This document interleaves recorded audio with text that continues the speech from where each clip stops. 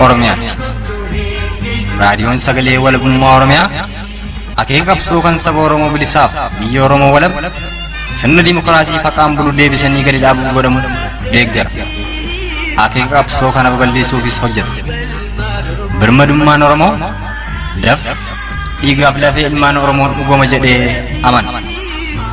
Dhaggeeffattoota isaas wareegama qaalii kanaaf kakaasuuf carraaqa. Kun raadiyoo Sagalee Walabummaa Oromiyaa.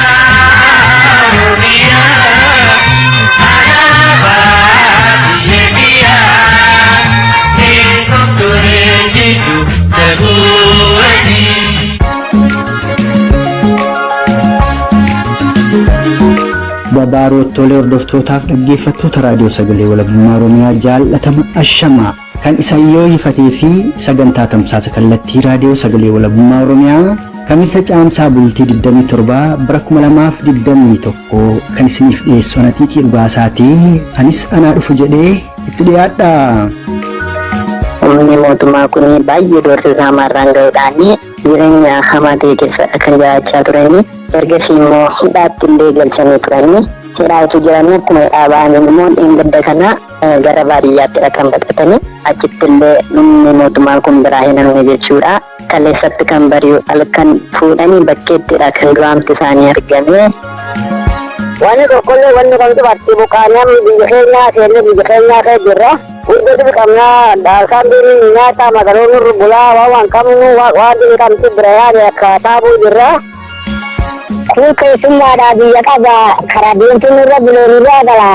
Warri karaa deemtuu wajjin gaaddiddu wajjin deemee saba sarratti bobba'u. Aduun har'a lichitin ganaa bariite gaafa bariite wal saafatuun isa suma jira. Itti gaafatamuun isa suma jira. Har'a yeroo kaffaltiitiin gaafa guyyaan kaffaltii dhufuu booda nama dhiba. Sagaleeleen ammaan kan wal duraa duuba san dhageessifne kun ajjeechaa suukanneessaa wiixata caamsaa bultii 24 bara 2021 godina Wallagga Lixaa Hona Gimbii keessatti obbo Abbabee jiraataa Oromticha jedhamu irratti raawwate qoratuu fi gara godina Wallagga Lixaa Hona Gimbiitti bilbilee waan odeeffannee fi gara kaaba Oromiyaa Konyaa Wallootti bilbiluun haala Oromoonni Walloo yeroo ammaatti mudataa jiran irratti odeessa arganne dabalatee ajjeechaa suukanneessaa caamsaa bultii 17 bara 2021 godina Booranaa Honamiyoo ganda Gombisaa keessatti Oromticha Galgaloo Waaqoo Galgaloo jedhamu irratti raawwate ordofuun yeroo ammaatti hawaasni Oromoo guutummaan guutuu ganda Gombisaa Girincoo keessa jiraatu loltoota Koloneel Abiyyiin buqqifamuudhaan gara Keenyaatti baqatanii daangaa taakkuudhaan yeroo ammaatti Keenyaa keessa iddoo addaa Maddoo Adii jedhamu qubatanii achitti daramaa jiraatu irratti odeessa guutuu haadha Oromtichaa fi maanguddoo Oromoo Booranaa tokko irraa arganne keessaa ijoo dubbii seensaa fudhannee isan dhageessifnedha. Jalqaba irratti lixa Oromiyaa Konyaa Wallagga Lixaa Hona Gimbiitti bilbiluun ajjeechaa suukanneessaa obbo Abbabee jiraataa irratti wiixata caamsaa bultii 24 bara 2021 raawwatee fi gidirfama yeroo ammaatti akka waliigalaatti maatiin obbo Abbabeedhaa keessa jiran addatti haati warraa yookaan haati manaan obbo Abbabee jiraataa Oromticha ajjeefamee aadde Sannaayet Taaffaseedhaa akka malee dhaanamuun mana hidhaa keessatti gidirfamaa erga turanii booda yeroo ammaatti ammoo hospitaala magaalaa Gimbiitti geeffamuun achi keessattis loltoota Koloneel Abiyyiin eegamaa jiraatu irratti odeessa guutuu Oromticha godina Wallagga Lixaa Hona Gimbiirraa arganne isiniif dhiyeessuun kan afettis waluma duraa duuba tarkaanfannaa nu faana tura.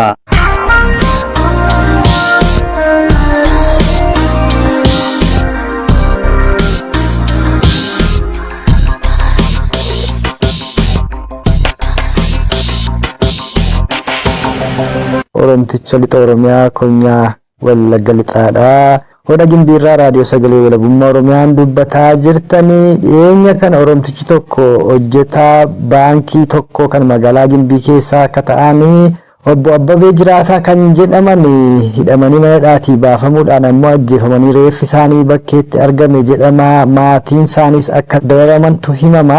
Mee jalqabumarraa maqaan nama kanaa obbo Abbabee jiraataa akka jedhamu nu mirkaneessaati. Yoom hidhamanii eessatti hidhamanii eenyutu ajjeesee isa jedhume bal'ina isaa nuu himaa.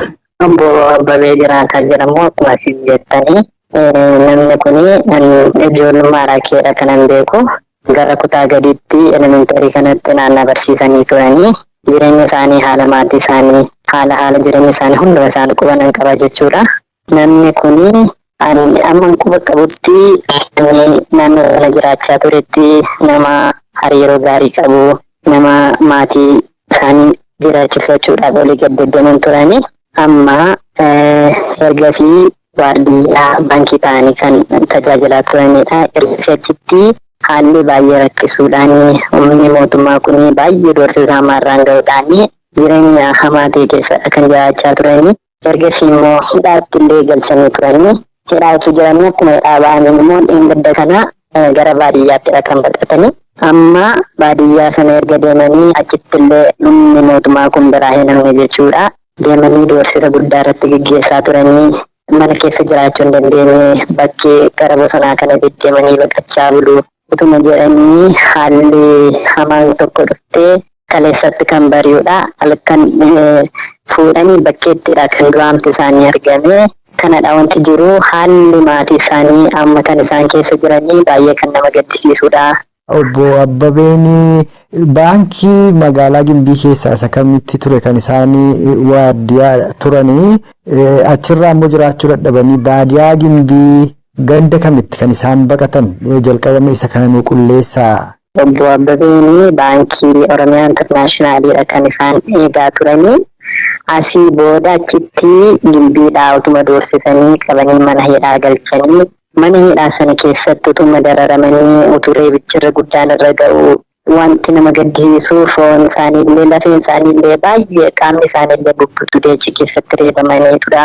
Deemanii ganda baadiyyaa Maarachii Mikaa'el jedhamutti deebi'anii galanii achittis isaan biraa namni duukaamaa gara sanatti kan deebi'an jechuudha.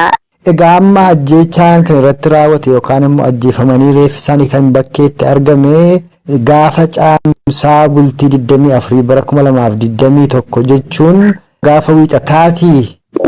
Wiixatadha kan argame bakkeedhaa reeffi isaanii mana keessaa baasanii fuudhanii deemanii bakkeetti ajjeesan. Guddoo nama gaddisiisa ajjeechaan akkasii kun amma kutaa Oromiyaa hundumaa ol ga'eera keessumaa kan lixa Oromiyaa kanatti akka malee amma Teehuna Boojjii Birmajii keessatti akkasuma ganda Booree jedhamu keessatti dargaggoo Oromoo tokko daandiidhuma irratti rasaasaan reebanii ajjeesanii reeffa sammuu erga maatiin awwaallatanii awwaalchaa baasanii lafarra gototanii haatillee akka reeffarra ciiftu taasisanii Konyaa Qellem Wallaggaa magaalaa Dambidolloo keessatti sammuu dargaggoo Oromoo ol deemaa Qacalee Amaanueliin waan wal fakkaataatu irratti raawwate. Maatii isaaniis immoo agarraattu dararaa jiru. Maatiin dargaggoo Amaanuel mana hidhaa jiru. Haati isaa immoo yeroo ammaatti hospitaala magaalaa Dambidolloo keessa akka jiranidha kan himamaa jiru. Mee maatii obbo Abbabee maaltu mudataa jira? Isaanoo maal keessa jiru? Haati manaan isaaniiyyuu akka malee akka reebamanii fi kan durayyuu dhukkubamoo akka qabanii dandamachuuyyuu akka hin dandeenye reebicha ammarra ga'e kanarraa akkasittiin dubbatama. Mee haala maatii isaanii immoo bal'ina isaanoo himaa. Dhugaadha. Haalli maatii isaanii akkuma dubbachuu yaalee maatiin isaanii already beekamaniiru yookaan immoo bittinneeffamaniiru jechuuf hin danda'ama. Obbo Abbabeen abbaa ijoollee shanidha. Ijoollee shanan sana keessaa tokko barattuu yuunivarsiitiidha. Tokko immoo bara kana qormaata biyyoolessaa fudhattee yuunivarsiitii Carraa Waamoo eeggachaa jirti. Mucaan tokko immoo kan umuriin isaa waggaa 11 yookaan 12tti tilmaamamu baqatee bosona seenee amanni isaatti jira. Ijoollee warri kaanii baay'ee xixinnoodha. Waggaa 10 gadiidha kan jiranii. Haalli amma ijoolleen sun keessa jiran keessaa mucaa ishee yuunivarsiitii eeggachaa jirtu maatii keessa hawaasa keessa illee jiraachuu hin dandeenye baqatteetudha kan deemtu. Maatiin isaanii already dhibbatti bakka isaanii barbaadaati jiru, dararaati jiru. Haalli haadha warraa isaanii immoo ji'a lamaan kana dura reebicha hamaa irratti gaggeessuudhaan hospitaala Adventistii Gimbiittidha kan argamtu. Ammallee hidhanii turanii mana hidhaatti reebanii hospitaala Gimbii Adventistiittidha kan argamtu. Achittis humna waraanaatudha kan eegu. Awwaalcha abbaa manaa isheetiillee deemuu hin dandeenye. Wanta nama gaddisiisudha. Dhibee dhiibbaallee akka qabdudha kan beekamu kanaan dura. Kanaaf baay'ee dhiphina cimaa keessadha kan isheen jirtu. Maqaan isaanii eenyu jedhamu laata? Haati manaan obbo Abbabeedhaa warra ajjeefamanii kanallee nu kaasii talii hawaasni Oromoo biyya ambaa jirus biyya keessa jirus akka quba qabaatu ijoolleedhuma isaaniif illee akka dirmatuu fi gadi fageenyaan odeeffannoo kan akka argataniif kan irra deebi'ee gaafadha. Aadde Sannaayet Taaffasee jedhamu hospitaala Gimbiittidha kan amma argamanii akkuma sitti dubattee abbaan manaa isaaniillee deemanii awwaallachuudhaaf hin dandeenye. Tokkoffaa humna poolisiidha kan itti eegu. Lammaffaa immoo namni kun baay'ee dhukkuba cimaa keessadha kan jiranii dhiibbaa dhiigaallee waan qabaniif akkan odeeffadhetti du'aaf jireenya gidduudha warreedii kan jiran isaanii. Maatiin isaaniillee dararaa cimaa keessadha kan jiranii. Diigamanii jechuun hin danda'ama. Wanta baay'ee nama gaddisiisudha. Kana jedhamee illee nu dubbatamu maatii duwwaallee firoonni isaaniillee dararaa cimaa keessadha kan jiran. Warra baadiyyaati moo warra magaalaa jiranidha kan dararamaa jiran maatiin obbo Abbabeedha? Warroota baadiyyaa jiranidha. Namni kun maatiin isaa akka jiranitti baay'inaan baadiyyaadha kan jirani. Baadiyyaa sana keessatti waraanni mootummaa kun achi baay'inaan buufatee waan jiruufi firoottan isaallee namoota dudulloomoo ta'an qofaadha kan manatti argamanii. Warri kaan namni socho'uu danda'uu fi namni walii gad deemuu danda'u baqateetudha kan jiru amma iddoo biraatti. Maatiin isaaniillee firoonni isaaniillee jechuudha. Wanta achitti ta'aa jiru gabaabumatti duguggaa sanadha yoo jenne waanuma sirriidha jechuudha. Dhugaadhumatti egaa kun seenaa baay'ee nama gaddisiisudha. Kun egaa seenaa maatii Oromoo tokkooti kan dubbataa jirru. Akka waliigalaatti hawaasni Oromoo godina Wallagga Lixaa Hona Gimbiidha kan magaalaa Gimbii maal keessa jira? Maalis mudataa jiru? Dhiyeenya kana iddoo garaagaraatti ajjeechaan raawwataa akka jiru odeeffadheera. Gara yoon bakka isaa hin dogoggorree baadiyyaa Hona Gimbii kana keessatti Sariitii Maaramii ka jedhamutti inumaayyuu magaalaa Gimbii immoo naannoo warra Sayyootti Oromoonni ajjeefamanii gataman akka jiran, Oromoota ajjeefaman kana keessallee dubartoonni akka jiranidha kan himamaa ture. Sanarraallee mee waan quba qabdu nuu himi. Maaltu jira akka waliigalaatti Hona Gimbii keessa? Akka waliigalaatti Hona Gimbii sana keessatti kan argamu waraanni mootummaadha. Achitti baay'inaanidha kan buufatee jiru. Achi yeroo jirutti immoo uummata kana baay'ee dararaa jira. Ijoolleen dargaggoo kan taate jiraachuu hin dandeessu. Walii gadi deemuu hin danda'ani. Ba'anii hojjetachuu hin danda'ani. Gabaa deemanii galuu hin danda'ani. Kanaaf jedhanii baay'inaan gara bosonaattidha kan baqachaa jiranii. Humni milishaa fi humni poolisiidha wal gargaaruudhaan dararaa cimaadha kan gaggeessaa jiru. Hona Gimbii jalatti Hona Gimbii jala jiraachuu jechuun amma hamaadha kan ta'aa jiru wanti hubatamuu qabu jechuudha. Egaa Oromoon qabsoon barootaaf qabsaa'aadhuma ture. Haa ta'uuti yeroodhuma galma qabsoo koo jalaan ba'eera jedhutti qabsoon Oromoo kun gufata. Kanammoo kan fide Impaayera Itoophiyaa kanarraati jibbaatuu dhabuu hayyoota Oromoo. Itoophiyaan impaayera ta'uu ishee wallaaluu haa ta'u beekaadhuma Itoophiyaa kanatti mararamuudhaan akka waan Itoophiyaan dimokiraatoftuutti hawaasa Oromoottis waa'ee tokkummaa Itoophiyaa waa'ee Itoophiyaa dimokiraatessuu dubbatuudhaan qabsoon Oromoo kun akka gufatu kataasisu irra guddaa qabsaa'utumaaf hayyoota Oromooti jedhama. Egaa haaluma dogoggoraaf irraa gora turee fi haalrammoo waan Oromoo mudataa jiru kanarraati impaayera Itoophiyaa dimokiraatessuu ta'uu dandeessi. Yoo hin dandeessu ta'e immoo Oromoon waraana isaa waraana bilisummaa Oromoo boja beelfataa akkamittiin gara qabsoo walabummaa Oromiyaa mirkaneessuutti tarkaanfatuu danda'a irratti osoo yaada kennuu qooddee. Amma wanti ta'aa jiru uummata Oromoo dhala Oromoo hundumaa irratti kan ta'aa jirudha. Kana immoo kan fidee garbummaa biyya keenya keessa jirudha. Kanaaf garbummaa kana immoo kan inni dhabamuu danda'u yookaan barbadaa'uu danda'u humna waraana bilisummaa Oromoo kana jabeeffachuunidha. Kanaaf hawaasni hundumtuu uummanni hundumtuu waraana ofii kana waraana bilisummaa Oromoo utuu jabeeffatee utuu bira dhaabbatee wantoota qabuun namni dandeettii qabu dandeettii isaatiin namni horii qabu horii isaatiin gahee mataa isaarraa jiru hunduma isaa utuu beekii bilisummaan keenya dheeratteedha yaadaan karaa gama kootiitiin wanti godhamuu qabu waraana bilisummaa Oromoo yookaan waboo jabeeffachuudha. Tole dhugaadhumatti ulfaadhu Oromtichi lixa Oromiyaa konyaa Wallagga lixaa hona Gimbii yeroof magaalaa fi yookaan ammoo gandatti keessa jirtu nageenya keef dubbatuun kan hin barbaachifne dhumarratti mee waa'ee maatii obbo Abbabee gargaaruu irratti yookaan ammoo Oromoon isaaniin akka quba qabaatuuf wanti jettu wanti dhaammattu yoo jiraate gabaabsee asumaan carraasii kenneen har'aaf marii keenya asumarratti xumurraa. Dhugaa dubbachuu fi haalli maatii isaanii akkuma duratti diigamanii kan jiran haati manaa isaanii hojjettee ijoollee jiraachisuu hin dandeessu. Barattoota qabu, ijoollee nama lamaan kana baratan qabu, tokko kan bosona jiru jira. Dhugaa dubbachuu fi namni Oromummaan itti dhaga'amu, namni lammummaan itti dhaga'amu kana bira darbee hin yaadanii. Kanaaf utuu gargaaramanii biyyaa otoo hin taane immoo gargaarsi kuni dirqama lammummaa jedhee yaadanii kanaaf namni humna qabu utuu bira dhaabbatee wanta hedduudha kanatti dhaga'amu. Amma wanti hubatamuu qabu ijoolleen isaaniillee amma kan jiran garbooddee mana namaatti kan baqatanii jiranii ganda namaadha kan jiran wanta ta'eef gargaarsa barbaadu. Kanaaf uummanni Oromoo namni humna qabu utuu bira dhaabbatee kanan jiru.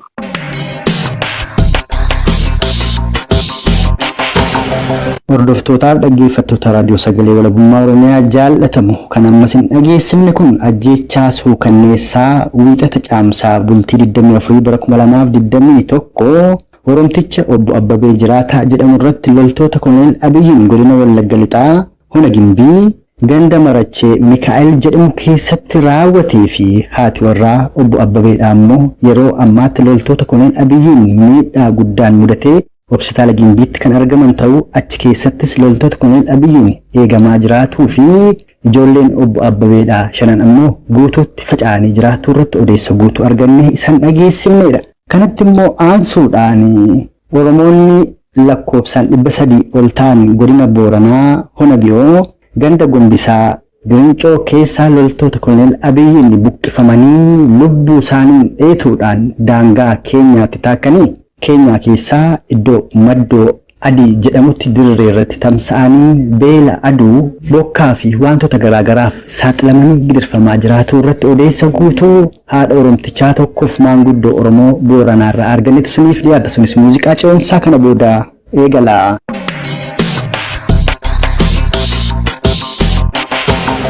Godina Booranaa aanaa Miyoo keessatti ajjeechaa torban lamaan kana Oromticha Galgaloo Waaqoo Galgaloo jedhamu irratti raawwate hordofuun hawaasa Oromoo naannoo sanaallee buqqisanii baqattanii jirtuun odeeffadhe. Amma attamitti jirtanii eessa baqattanii mee waan kanarraati uummata Oromoo waan keessa jirtanii ni ummaa.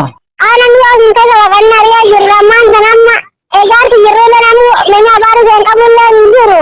Biyya Galgaloo Waaqoo Galgaloo achi baqannee jechuun aannuun jirraa. Galgaloo Waaqoo Galgaloo ona Miyoo ganda kam keessatti ajjeesanii?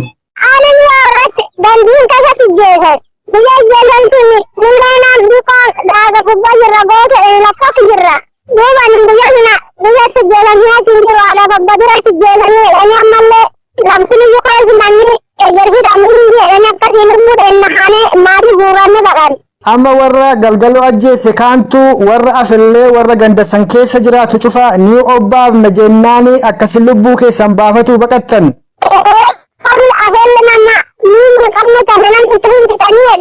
Horiin keessan manni keessan akkam ta'e achumatti gattanii lubbuu keessan callaan baafattanii.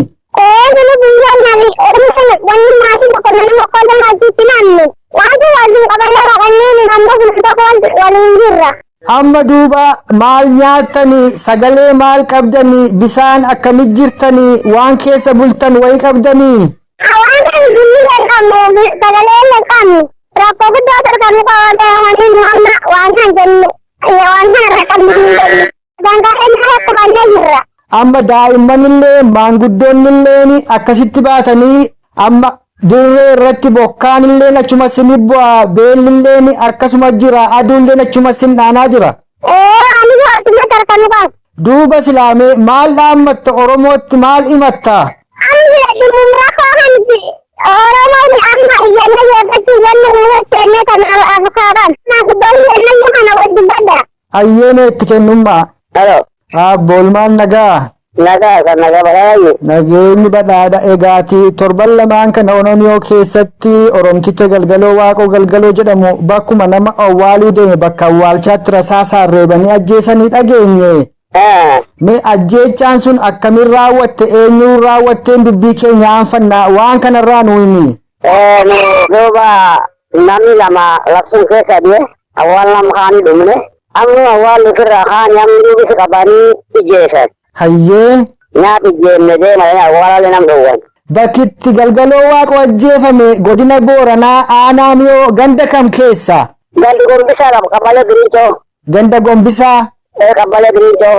Akkan kana dura odeeffadhetti Galgaloo Waaqoo Galgaloo nama daa'ima tokko qabu nama mootoraan dalagatee ilmee ofii soorratu malee nama siyaasa keessa hin jirre cubbuumaan itti baafatanii maqaan hin qabnellee kennanii fi ajjeesanii jedhu atattamitti beekta Galgaloo. Ijjeessanii malee isaan warsunii waldaa beektanii warra maqaa kanaa wal quunnamtaa qabdanii ijjeessuu malee nama addaan baasee ijjeessatee hin qabne. Ammoo Galgaloon namuma nagaa nama ilmaan soorratu nama ilmaan guddifatu. Nama ilmaan ofii ijoollee booddaa qaba malee waan hin qabu. Warri waan kan tolchu warruma mootummaa bilchiginnaati. Warruma aanaa fi aanaa miyoo. Bulchitoota aanaa miyoo. Erga Waaqoo ajjeesanii booda namoota achi jiran illee ni dhaananii firasaallee ni hidhanii jedhu kanarraallee nuu himi. Namni duuba itti jeesanii ennaa namallee nama qaayyaamanii namni 17 seenii sarkee jira isaan ibsuullee sindaa'edha. Warri 17 sun attam ta'an amma baafatammoo mana hidhaa jiran. Yoo baafanne olluubis keessa jiratu irra kaanee ammallee nama kanaa jiran sindaa'ennaan nuwatti irra kaanee baqani. Egaa amma dhaadannoo qofa osoo hin taane waraanallee sinin marsaniitu akkanatti rasaasallee reebanii galgala sin sodaachisanii jedhan. Warri amni namsun kaafellee sindaa'ennaan nurra kaanee manni gochuu garbi bisadii irra buqqaan. Amma daa'immanilleen amma haadha tokkolleen dubbisee shamarranilleen maanguddoonnilleen osoo namni akkasi buqqaatan. Wanni tokkollee wanni kamtu batti buqqaanii biyya keenyaa seenee biyya keenyaa kee jirra. Uddati qabnaa daalkaan biiriin nyaata madaroon bulaa waan qabnu waan kamtu bira yaade akka taabuu jirra. Sagaleellee hin qabnu waan keessa bullullee hin qabnu bokkaan nu bu'aa aduun illee achin nu dhaanaa jiraadha akkati jettu aabbo. Waan cifamu keenya bira yaade waan dhibiin qabu homaallee fudhanna akka taabuu jirra adeemsiseefi. Duuba gaa mee Oromoon biyya keessas jirti biyya ambaas jirti silaa akka aadaatti Oromoon silaa walumaa reebbatti. Atiin kun nama dhiba harkaa qabu nama daa'imni jala jiru kunoo nama buqqa'ee akkasi jiru maal dhaammatte Oromoo cufatti aabbo. Anamma waan an dhaamadhu akka ammoo hajillee qubna qabaatanii fulaan jiru beektanii wana gargaartanii dhaamadhu. Hayyee dhaamsa kee gaanilleen Oromoon siifan gaa ammoo dhaabbata kan mirga namaaf falmu ka akka UNHCR faa jira ka akka Amnesty International faa jira ammallee Keenyaa keessa jirtanii warra Keenyaa keessallee warri kun jiru. Namoonni warra san waliin dalagan ka afaan Oromoo dubbatan illee jiru warra saniinoo maal jetta? Ani warri sun hundumayyuu hakeennatiif Oromoo keenya Oromoo illee cufuriyyi akka nabaatiin nabeessanii akka dhiba keessi irra jiranii laattanii saniin jedhu. Hayyee mee fulaa amma qubattanii jirtan sana adda baasiitii nuu himi akkasitti namni garaa laafi namni isinii qaqqabu akka isinii dirmatuu fi Keenyaa keessaa eessa kasin qubattanii jirtan? Lafti nu qubanne ari'aa jedhani. Lafti kun Keenyaa keessa moo gama Booranaa gamaa kaan? Lafti kun Keenyaa bee harumlaanni gubba laanni gurraachir seenu madda adii. Hayyee gaa horii buli aabbo waan itti dartu yoo jiraate itti darii ani asuma irrattan gaaffii kiyyalleen obbaafadha. Anillee wana darumsaan uumaan oduu qabnaa akka dhibsisu gargaartanii waan qabii qabdu irraa buqaatee waan dhibii qabnu gochuun garbii bisadii duwwaa irraa harkan qabnu akkuma beeksanii laatu miirii ta'ii isaanii jedhe malee. Amma daa'imman maanguddoota awwan nama lubbu 300 ka buqqaatanii dirreerra jirtan. Boddoo amma amnu keenya kee jirra. Ariyaa seema maddoo adii karaa laamee kan jirran.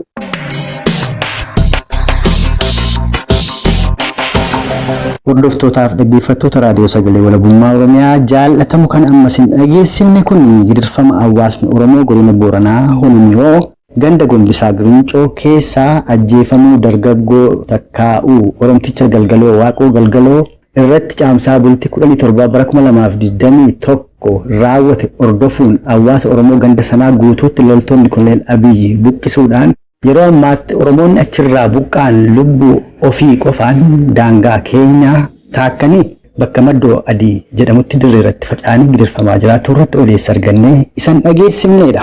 Odeeffannoo qabatamaaf wayitawaa argatuuf ammoo fuula Facebook Independent Oromiyaadhaan laayik godhaa, follow godhaa. Qooduunis hiriyoota keessanii ga'a. Akkasumas karaa fuula marsariitii keenya Independent Oromiyaa.org sagantaalee keenya argatuu dandeessu. Akkasumas karaa YouTube keenya Independent Oromiyaadhaa sagantaalee keenya waan argattaniif sanas subscribe gochuudhaan ofiis hordofaa hiriyoota keessaniifis qoodaa isiniin jechuu jaallanna. Maa'ii irratti gara kaaba Oromiyaa konyaa Wallootti bilbiluun gidirfama yeroo ammaatti hawaasni Oromoo Walloo keessa jiran addatti gargaarsi hawaasni Oromoo biyya keessaas haa ta'u biyya ambaatii maqaa hawaasa Oromoo Walloo miidhamaniif taasisaa jiru. Hawaasa Oromoo miidhama bira gahaa akka hin jirre dabballoonni takkaa'u kaabinoonni mootummaa kunuunfataa Impaayera Itoophiyaa konyaa Walloodhaa walii qooduun dorgoof oolfataa jiraatuu fi haala akka irratti odeessa gara kaaba Oromiyaa konyaa Wallootti bilbiluun argannisiniif dhiyeessina. Innis muuziqaa ce'umsaa kana booda eegala.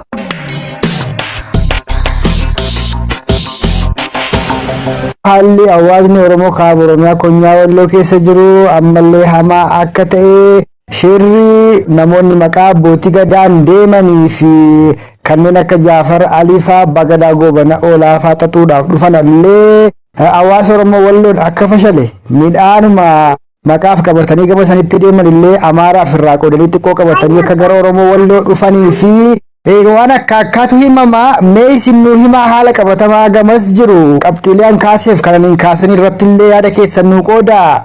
Gargaarsi sabni keenya itti caccabeetullee ergamillee diinni nyaataa jirutu manni walirra taa'eetuma ummatuma godinarra jiruu fi ummatuma abbaa gadaa osoo hin jedhee gadaa Oromoodhaa dabsee balleessi jiru kanatu itti faayidamee irratti hin bobbahaa jira.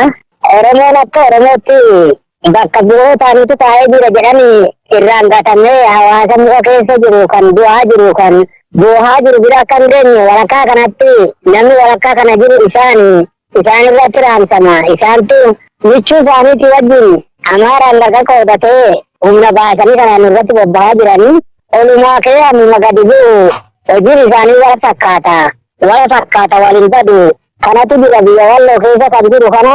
Hayyee. Amaarri harka dhiqateetuma taa'ee nyaatu jira. Isaan uummata waliin buusu jira. Kanatu irra deemaa jira. Abbaa gadaa kanaa fi bulchiinsa jala biluu jiru kana oduu naannoo Amaaraan ta'ii godina naannoo bulchaa jiru kanatu ergama jaraati Oromoo fakkaatee uummata miidhaa jira. Uummata walitti dugda galchee uummata wal fichisiisaa jira. Walitti bobbaasaa jira.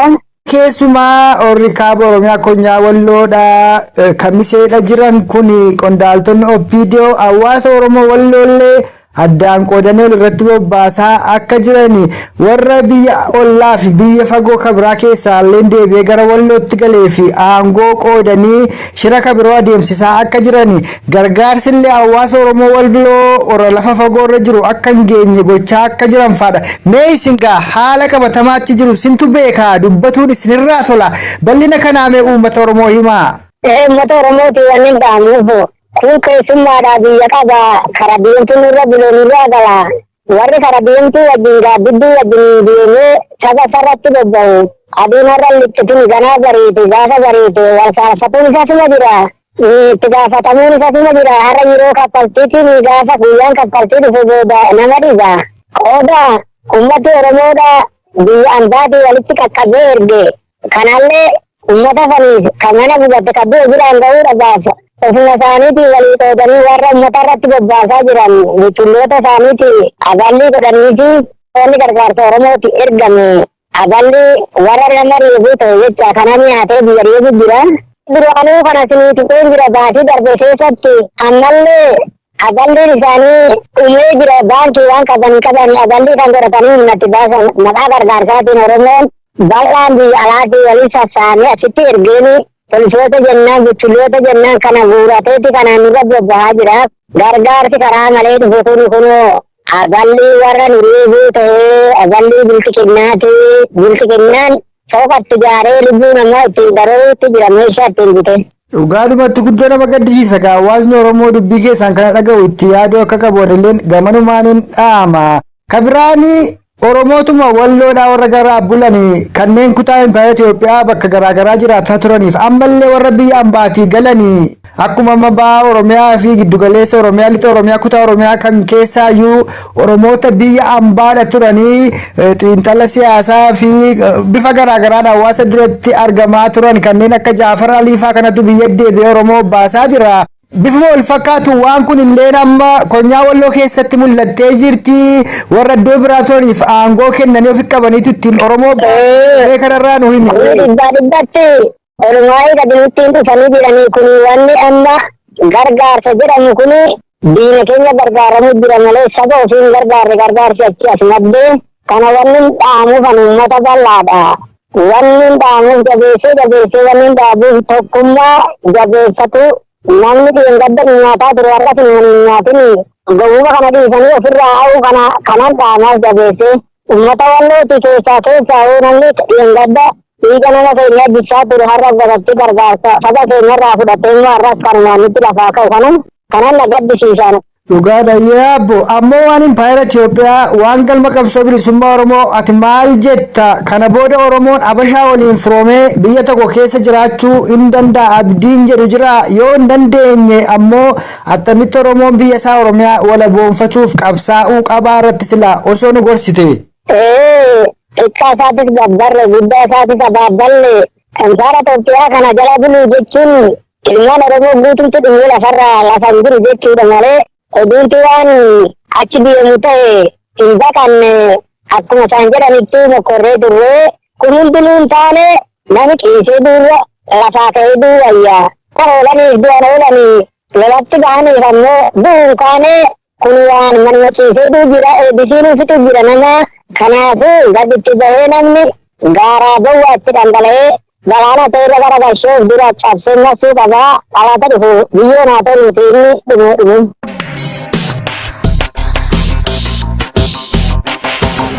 Kan maayirratti san dhageessifne haala hawaasni Oromoo kaaba Oromiyaa konyaa Walloo keessa jiru qoratuuf gara kaaba Oromiyaa konyaa Wallootti bilbiluun odeessa guutuu maanguddoo Oromoo Walloo irraa argannee isiniif dhiyeessineedha.